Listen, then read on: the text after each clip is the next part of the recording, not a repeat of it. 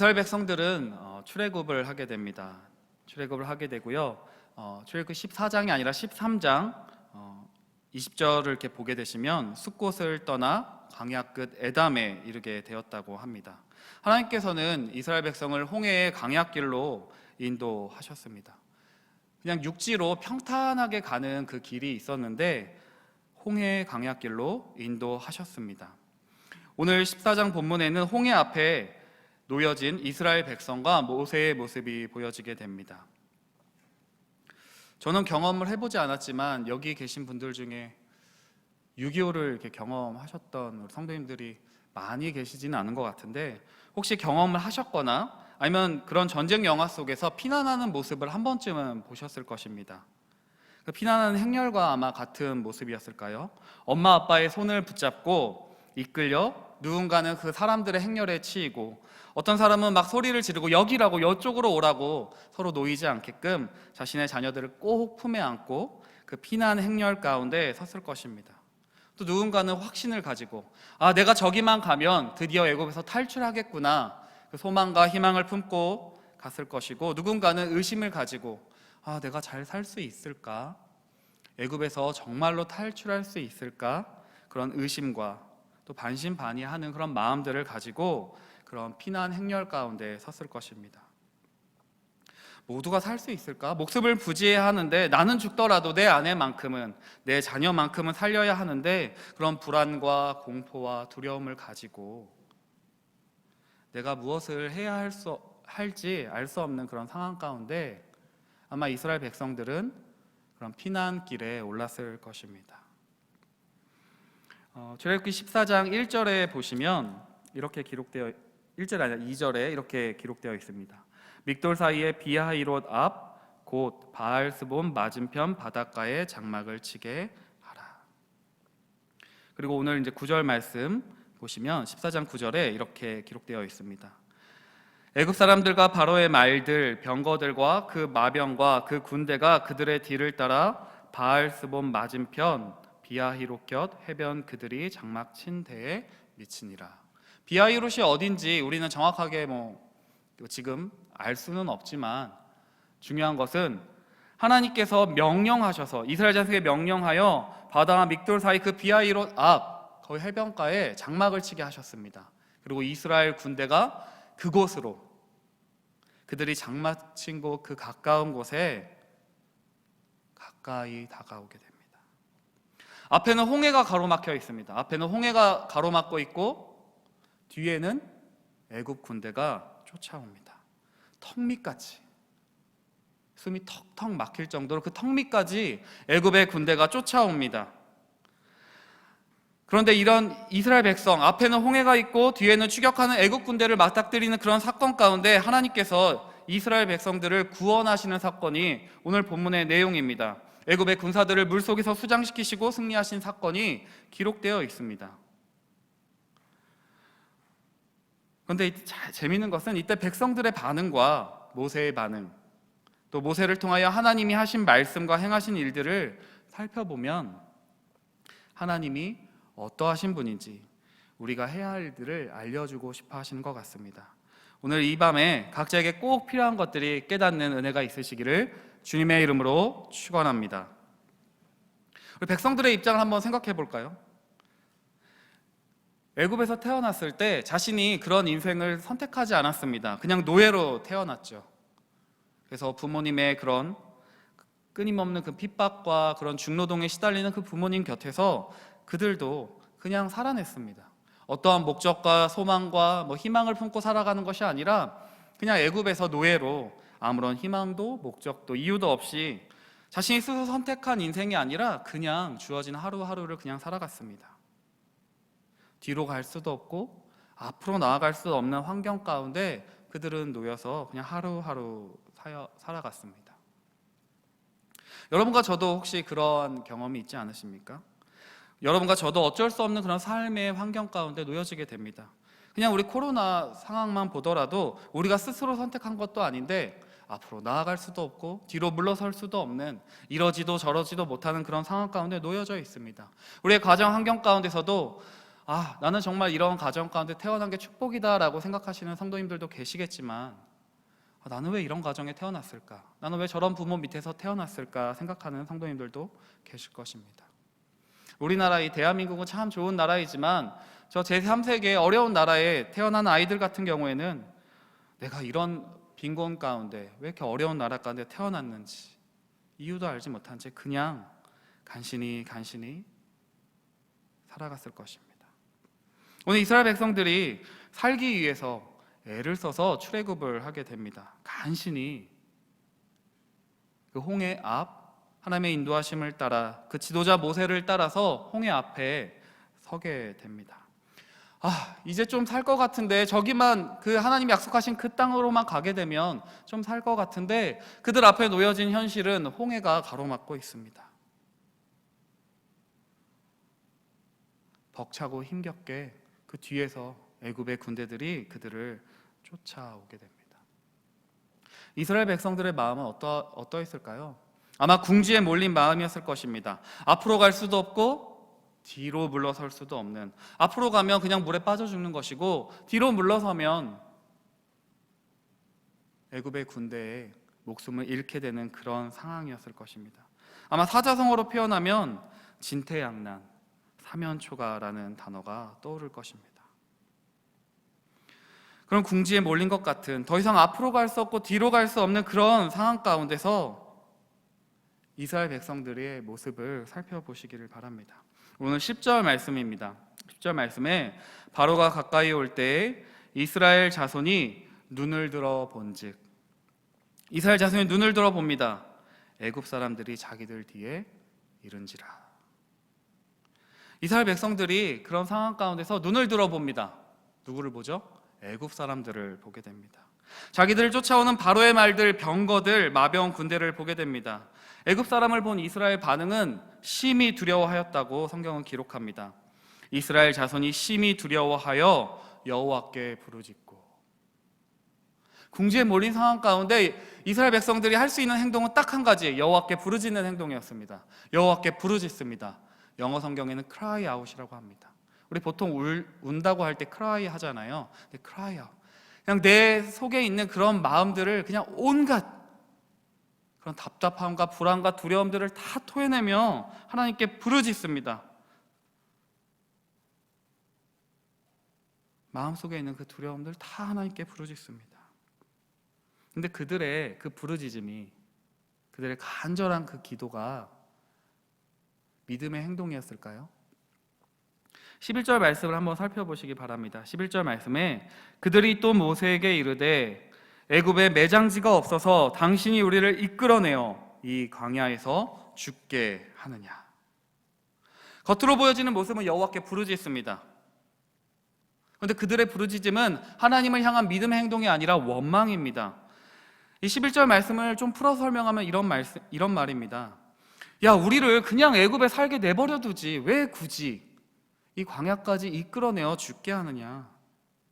차라리 애굽으로 돌아가서 애굽에서 종살이 하는 게 더 낫겠다. 애굽에서 종살이 하던 때가 지금보다는 낫다는 이야기입니다. 하나님 말고 애굽 사람을 섬기는 게 훨씬 더 낫겠다는 이야기입니다. 우리도 그러한 때가 있지 않으세요? 하나님 말씀대로 순종을 했는데 오히려 더 힘들어질 때, 하나님 말씀대로 순종해서 어떠한 결단을 내리고 헌신했는데 오히려 나에게 닥쳐지는 상황은 더 힘들어지고 내가 더 궁지로 몰려지는 그런 상황 가운데 우리의 마음에 원망이 차오르게 됩니다. 지금 이스라엘 백성의 모습은 이렇게 표현할 수 있을 것 같습니다. 자녀들이 부모님한테 엄마, 내가 언제 이런 거 해달라고, 나 이런 거 해달라고 한 적 없어요. 그거 아빠가 하고 싶어서 한 거 아니에요? 나 이거 필요 없어요. 이런 모습들입니다. 저 같으면, 아직 자녀가 없지만 자녀가 그런 얘기를 하면 한 대 팍 쥐어박았을 텐데 하나님이 쥐어박지 않으십니다. 애굽에 매장지가 없느냐? 차라리 우리를 죽이시려면 차라리 애굽에서 죽이시지 왜 굳이 힘들게 구원하셔서 광야로 이끌어내어 죽이십니까? 저도 가끔 이렇게 두려울 때가 있습니다. 하나님 앞에 이런 원망할까 봐 두려운데요. 지금 이렇게 목회자로 이렇게 살아가는 삶이 너무나 감사하고 하나님 저 사용해 주셔서 너무 감사합니다라는 생각이 들지만 나중에 40이 되고 한 50대가 돼서 하나님 차라리 그냥 공무원이나 평범한 직장 다니게 하시지 왜 목회자로 부르신 거예요? 원망할까 봐 가끔 두렵습니다. 지금 생각해보면 하나님 그때 저 부처만 주시면 열심히 사역하겠습니다, 열심히 목회자로 살아가겠습니다 했던 그 기도는 잊어버린 채, 감사함은 잊어버린 채 그냥 불평과 원망을 할까 봐 두렵습니다. 근데 이스라엘 백성의 모습들이 딱 그러합니다. 그렇게 살려달라고, 하나님 저 좀 구원해 주세요. 애굽의 압제 속에서, 그 바로의 압제 속에서 좀 구출 좀 해주세요. 부르짖을 때는 언제인지 모른 채 그냥 물에서 건져 놓으니까 보따리 내놓으라는 심정처럼 온갖 고생과 희생을 감내하고 도와주었더니 이럴 거면 왜 나 구원했냐고, 이럴 거면 왜 나 살려놓았냐고, 책임지지 못하면서 왜 참견이냐고 하는 것처럼 차라리 과거로 돌아가겠습니다. 불평하고 원망합니다. 이스라엘 백성은 원망합니다. 그리고 그 원망의 화살을 차마 하나님께는 돌리지 못해서 모세에게 원망을 돌립니다. 11절 하반부인데요, 어찌하여 당신이 우리를 애굽에서 이끌어내어 우리에게 이같이 하느냐. 12절에 이르기를 우리를 내버려두라, 우리가 애굽 사람을 섬길 것이라 하지 아니하더냐. 애굽 사람을 섬기는 것이 광야에서 죽는 것보다 낫다, 이렇게 이야기합니다. 우리 원망스러운 상황이 생길 때 누군가 이렇게 책임을 전가하고 싶은 대상을 찾잖아요. 희생양을 찾죠. 이스라엘 백성들은 지도자 모세에게 원망합니다. 왜 잘 살고 있는, 애굽에서 편안하게 살고 있는 우리를 왜 구원했냐고, 왜 구출했냐고 따지기 시작합니다. 지도자 모세가 우리를 잘못 인도했기 때문에 우리가 이런 일을 당하게 되었다고, 우리가 죽게 되었다고, 이 홍해 바다 앞에 우리가 수장되게 생겼다고, 애굽의 군대 앞에 죽게 되었다고 원망하며 분노합니다. 잘 보시면 그들이 지도자 모세를 향하여 너 때문이라고 외치고 있지만 그 손가락은 하늘을 향하여, 하나님을 향하여 원망하는 것입니다. 여러분과 저의 기도 가운데 혹시 그런 때 없으세요? 다른 사람을 향하여 너 때문이라고, 저 사람 때문에 내가 이런 고생을 당한다고 원망하고 분노하지만 그 분노의 끝에는 하나님을 향한 원망이 담겨 있습니다. 그런데 모세는 똑같이, 이스라엘 백성과 똑같이 원망하고 분노하지 않습니다. 우리 13절 말씀 한번 같이 읽어볼까요? 13절 말씀입니다. 함께 읽겠습니다. 시작. 모세가 백성에게 이르되 너희는 두려워하지 말고 가만히 서서 여호와께서 오늘 너희를 위하여 행하시는 구원을 보라. 너희가 오늘 본 애굽 사람을 영원히 다시 보지 아니하리라. 모세는 백성에게 외칩니다. 애굽의 군대를 보지 말고 하나님을 보라고, 하나님이 행하시는 일을 보라고 외칩니다. 백성들은 하나님이 아니라 그들의 애굽의 군대를 봅니다. 애굽의 군대를 바라보고 심히 두려워합니다. 그들은 그들을 구출해내신 하나님, 그리고 그 하나님의 뜻에는 관심이 없습니다. 애굽으로 돌아가겠다는 말은 이런 것입니다. 그냥 나를 먹여주고 입혀주고 그냥 안전하게 편안하게 살게만 해준다면 그냥 애굽도 상관없다고. 여러분과 저라면 하나님 믿는 거 상관없고 그냥 이 땅에서 편안히 잘 먹고 잘 살가만 해주신다면 나 꼭 교회 안 다녀도 괜찮다고. 절에 다니든 성당에 다니든 교회를 다니든, 아니 그냥 아무 데도 다니지 않고 어떠한 신이 나를 그냥 잘 먹고 잘 살고 이 땅에서 편안하게 살게만 해준다면 난 누구를 믿든 아무 상관이 없다고 외치는 것과 다름없습니다. 그러나 하나님은 이 홍해의 사건 앞에서 이스라엘 백성에게 가르쳐 주기 원하셨습니다. 하나님이 누구인지 가르쳐 주시기를 원하셨습니다. 주의 14장 4절에 이렇게 하나님이 말씀하십니다. 내가 바로의 마음을 완악하게 한즉 바로가 그들의 뒤를 따르리니 내가 그와 그의 온 군대로 말미암아 영광을 얻어 애굽 사람들이 나를 여호와인 줄 알게 하리라. 또 30절 말씀에 이렇게 기록합니다. 그날에 여호와께서 이같이 이스라엘을 애굽 사람의 손에서 구원하심에 이스라엘이 바닷가에서 애굽 사람들이 죽어 있는 것을 보았더라. 이스라엘이 여호와께서 애굽 사람들에게 행하신 그 큰 능력을 보았으므로 백성이 여호와를 경외하며 여호와와 그의 종 모세를 믿었더라. 하나님은 이스라엘 백성을 자신의 백성으로 만들어가기를 원하셨습니다. 자신만을 바라보기를 원하셨습니다. 우리의 관심은 그냥 이 문제가 당장 내 눈앞에 펼쳐진 이 문제가 해결되기를 원하시지만 하나님께서는 그 문제를 통하여 하나님께 나아가기를, 하나님을 알게 되기를 원하셨습니다. 그런데 우리는 이렇게 기도하죠. 어디에 분산 투자하듯이 하나님도 섬기고 다른 신도 섬깁니다. 나를 완전하게 해주고 내가 원하는 대로 이루어주는 신이라면 그 누구라도 상관없다고 생각할 때가 많습니다. 입술로는 하나님을 향하여 외치지만 우리의 마음 한구석에는 하나님이 아니라 어떤 신, 그냥 나의 기도와 나의 유익과 나의 이득을 위해서라면 어떤 신도 상관없다는 마음이 우리 안에 꿈틀거리고 있습니다. 그러나 하나님은 내가 원하는 것이 아니라 하나님을 만나기를, 하나님을 더 깊이 알게 되기를 원하십니다. 이스라엘 백성과 모세의 그 반응의 차이는 누구를 보는가의 차이에 따라 달라집니다. 이스라엘 백성처럼 상황과 환경, 그 문제를 바라볼 때는 두려움이 가득합니다. 그러나 모세는 하나님을 바라봅니다. 이스라엘 백성의 두려움의 대상은 그 상황이었습니다. 그냥 눈앞에 보여진 홍해였고 나를 뒤쫓아오는 애굽의 군대였습니다. 그들은 보이는 것이 더 두려웠습니다. 출애굽을 처음 시작할 때는 하나님의 약속을 바라보았습니다. 그리고 그 약속을 믿고 나아갑니다. 그런데 지금 위기의 순간이 닥쳐오자, 정말 그 궁지에 몰린 상황이 다가오자 그냥 그 상황과 문제에 그냥 함몰되어 버립니다. 그 두려움에 압도당해져 버립니다. 두려움으로 요동치게 됩니다. 모세를 향하여, 하나님을 향하여 원망과 분노와 불평을 쏟아보게 됩니다. 그러나 모세는 요동치 않습니다. 모세라고 왜 두렵지 않았겠습니까?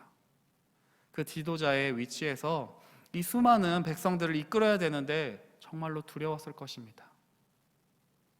그러나 모세는 상황이 아니라, 애굽의 군대가 아니라, 눈앞에 펼쳐지는 홍해가 아니라 그 전능하신 하나님을 바라보았습니다.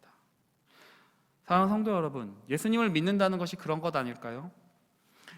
여러분과 저도 그냥 예수님을 믿지 않는 사람들과 동일하게 수많은 치열한 경쟁과 수많은 어려움들이 가득한 세상 가운데 살아갑니다. 여러분과 저에게도 위기가 다가옵니다. 삶의 고난과 힘겨움이 다가옵니다. 두려운 사건들도 생깁니다. 그러나 하나님을 믿는다는 것은 세상의 두려움 속에서도, 어떠한 문제와 아픔 속에서도 하나님 한 분만 바라보는 것임을 믿으시기를 바랍니다. 그것이 정말로 믿음 아닐까요? 시편 56편 3절에 이렇게 시편 저자가 기록합니다. 내가 두려워하는 날에는 내가 주를 의지하리이다. 모세는 아마 이렇게 고백했을 것 같습니다. 내가 지금 마음이 두렵습니다. 내 앞에는 홍해가 있고 뒤에는 애굽의 군대가 쫓아오지만 수많은 백성들이 분노하고 원망을 외칩니다. 불평합니다. 그러나 주님, 내가 이 두려워하는 날에 주님만을 바라보겠습니다. 여러분과 저도 주님만을, 두려워하는 그 날에 주님만을 바라보겠다고 결단하는 은혜가 있으시기를 예수님의 이름으로 축원합니다. 그런데 가만히 있으라는 말이 이해가 되지 않습니다. 모세가 백성들에게 이렇게 이야기합니다. 야, 두려워하지 말라고. 두려워하지 말라는 그 말은 우리가 이해가 됩니다. 그렇죠? 두려워하고 있는데 두려워하지 말라고. 그런데 가만히 서라는 그 말이 이해가 되지 않습니다. 가만히 있으라는 그 말은 아무것도 하지 말라는 그런 부정적인 의미로 들려집니다. 앞에는 홍해가 있고 뒤에는 애굽의 군대가 쫓아옵니다. 그때 가만히 서라는 그 말은 그냥 자포자기하고 그냥 너희 어차피 죽을 거니까 포기하고 죽음을 받아들이는 말일까요? 아니면 아무것도 안 하다가 다 죽는 거 아니야? 내 목숨이라도 부지해야 되는 거 아닐까 하는 그런 의심을 들게 합니다. 그 당시 이스라엘 백성에게 가만히 서라는 말은 애굽에 돌아가 항복하거나 애굽의 군대와 맞서서 죽기 살기로 싸우는 것을 멈추라는 말입니다. 아마 이스라엘 백성들은 선택지가 두 개밖에 없었을 거예요. 그냥 그 죽음을 받아들이거나 아니면 애굽의 군대와 맞서서 그냥 싸우다가 죽던지, 이렇게 하든 저렇게 하든 어차피 죽음뿐입니다. 그런데 하나님께서는 이스라엘 백성에게 가만히 서라고 명령하십니다. 직접 싸우지 말고 가만히 서서 하나님이 어떻게 싸우시는지, 애굽의 군대를 어떻게 무찌르시는지 보라고 명령하십니다. 여기 나타난 가만히 서다라는 이 단어는 영어 성경에서는 stand firm이라고 표현되고 있습니다. 든든히 견고하게 서라는 말입니다. 그리고 그 이어서 오늘 너희를 위하여 행하시는 구원을 보라. 하나님이 가져다 주시는 그 구원을 바라보라고, 하나하나 지켜보라고 이야기하는 것입니다. 아니, 가만히 서라는 말이 무엇입니까? 내 힘으로, 내 판단으로 하는 행동을 멈추라는 말입니다.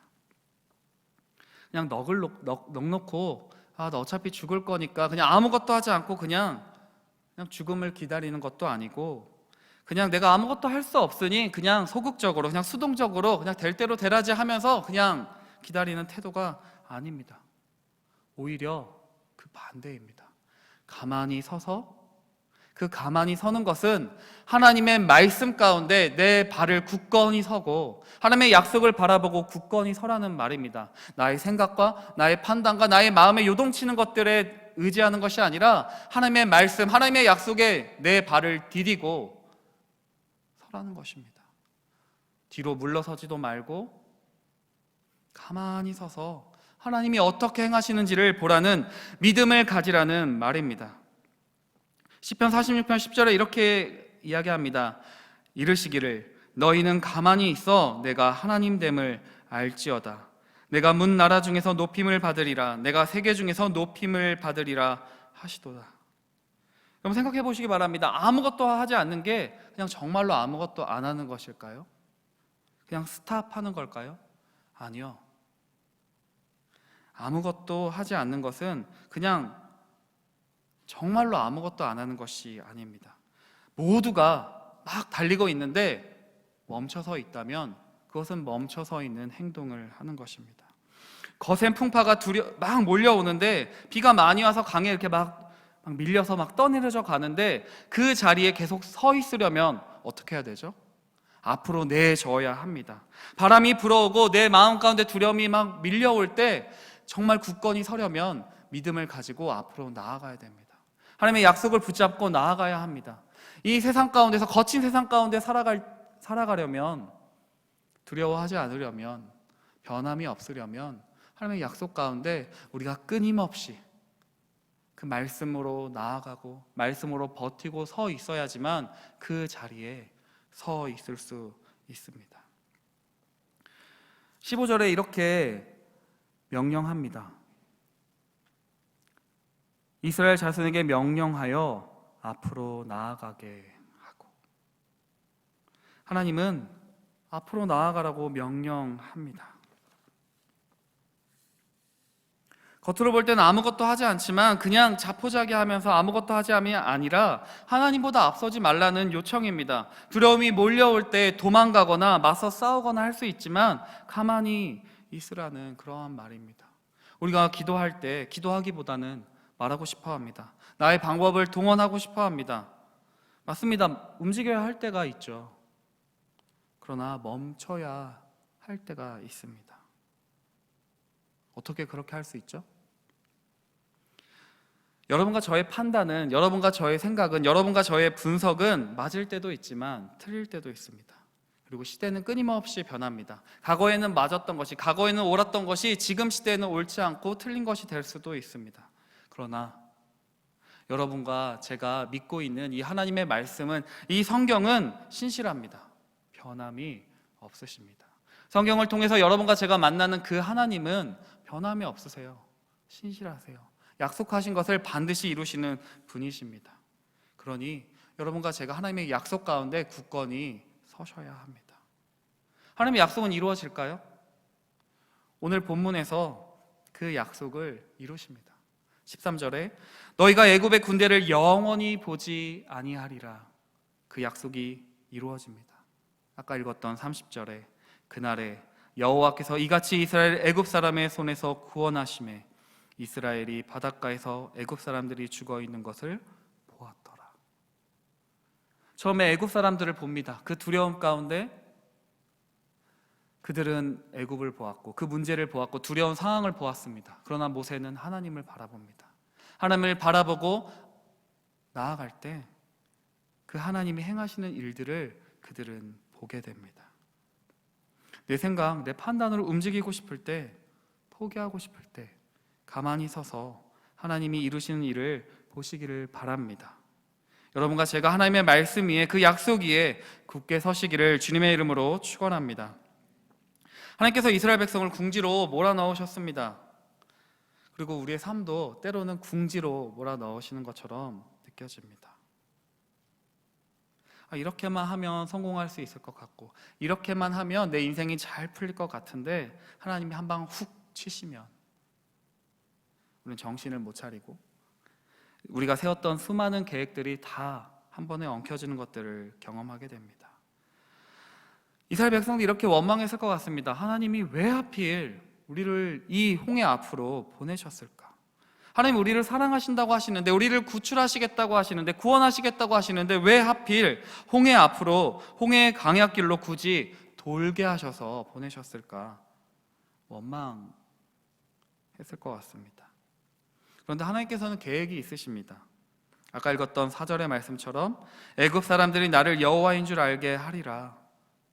그래서 하나님은 그 가까운 길을 버려두고 오히려 먼 길, 그 홍해의 바닷길로 돌아가게 하십니다. 출애굽기 13장 17절의 말씀입니다.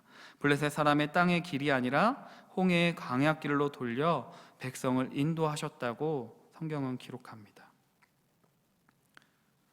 하나님 편에서는 모든 것을 다 아시니까 두렵지 않고 불안하고 답답하지 않으셨을 것 같습니다. 그런데 우리의 입장에, 여러분과 저의 입장이라면, 여러분과 저희가 그 백성이라면 우리는 하나님께서 어떠한 계획을 갖고 계신지 정확하게 알지 못합니다. 아니, 믿지 못합니다. 하나님께서는 그 홍해길로 앞에 두시면서 우리를 구원하시겠다고, 이스라엘 애굽의 그 군대를 무찌르시겠다는 놀라운 계획을 가지고 계셨지만, 그 홍해 앞에 선 백성들은, 삶의 문제를 안고 있는 여러분과 저는 하나님이 왜 하필 나를 이곳에 이런 궁지로 몰아넣으실까 원망하며, 하나님 이게 뭐예요? 불평할 것 같습니다. 그러나 기억하시기를 바랍니다. 하나님께서 홍해를 건너게 하신 사건은 우연히 일어난 일이 아닙니다. 나를 여호와인 줄 알게 하리라 하는 중요한 목적 가운데 이루어진 일입니다. 애굽 사람들이, 이스라엘 백성이, 온 세상이 여호와 하나님인 줄 알게 하시기 위함이었습니다. 여러분과 제가 하나님을 원망하고 싶을 때, 또 궁지에 몰렸다고 느껴질 때 하나님을 바라보시기를 바랍니다. 하나님은 그 모든 문제와 상황들을 통해서 하나님의 백성을 만들어 가시기 때문입니다. 하나님께서 내가 너와 함께한다, 내가 너의 하나님이다 알려주시고 가르쳐 주십니다. 지금 여러분과 제 삶의 앞에는 홍해 바다처럼, 또 뒤에는 애굽의 군대처럼 뒤쫓아오는, 내 힘으로 할 수 없는 궁지에 몰린 것 같은 문제가 있으십니까? 그때가 하나님의 일하심을 가장 보기 좋을 때입니다. 앞서 행하시는 하나님, 그 능력의 하나님을 가장 경험하기 좋을 때입니다. 여러분과 제가 그 가만히 서서 그 구원을 바라볼 때, 그 구원하시는 하나님을 바라볼 때 여러분과 제가 해야 할 일을 알게 됩니다. 그것은 믿음으로 하나님이 모세에게 명령하신 일, 출애굽 14장 16절의 말씀입니다. 지팡이를 들고 손을 바다 위로 내밀어 그것이 갈라지게 하라. 이스라엘 자손이 바다 가운데서 마른 땅으로 행하리라. 아멘. 여러분과 제가 해야 될 일이 분명합니다.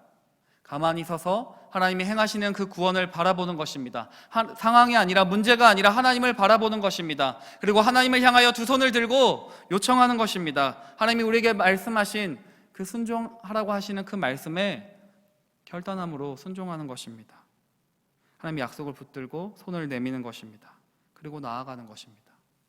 그때 하나님이 우리에게 새 길을 열어주실 것입니다. 이스라엘 백성도, 모세도 하나님이 정말 그 홍해 바다를 가르시고 마른 땅으로 지나가게 하실 것이라는 사실은 알지 못했습니다. 그러나 하나님을 신뢰하는 자, 하나님의 말씀에 순종할 때 그들은 이전에 아무도 경험하지 못했던 그 놀라운 일들을, 하나님이 행하시는 일들을 보게 됩니다. 경험하게 됩니다. 그럼 여러분과 제가 이 밤에 해야 될 일, 가만히 서서 그 약속의 하나님, 구원의 하나님을 바라보는 것입니다. 그리고 그 하나님께서 우리에게 주시는 그 승리를 경험하는 것입니다. 이 밤에 여러분과 저에게 그러한 은혜가 있으시기를 주님의 이름으로 축원합니다. 같이 기도하겠습니다.